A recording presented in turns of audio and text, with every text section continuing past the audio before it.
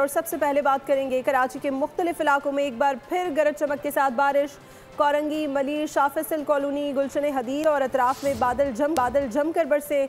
Razaqabad, Shah Latif town, भैंस colony और अतराफ में बारिश हुई है। काठोर, गडाप, M9 मोटरवे, नूरियाबाद, ऐसराबाद में भी तेज बारिश हुई है। स्कीम 33, गुलिस्तान जौहर, गुलशन इकबाल और अतराफ में भी बादल जमकर बरसे।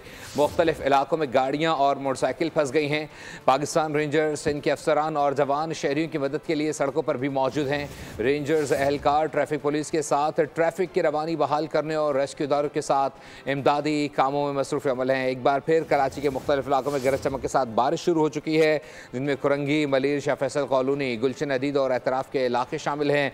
रजाकाबाद, शाह लतीफ टाउन, भैंस कॉलोनी और एतराफ़ में भी शदीद बारिश का अमल जारी है। गडाप, M9 मोटरवे, नूरियाबाद, ऐसराबाद में भी तेज़ बारिश हो रही है। स्कीम 33, गुलिस्तान जौहर, गुलशन इकबाल और एतराफ़ में भी बादल जमकर बरसे हैं। मुख्तलिफ इलाकों में गाड़ियाँ और मोटरसाइकिलें फंस गई हैं। सब्सक्राइब करें और बेल दबाएं ताकि कोई खबर रह न जाए।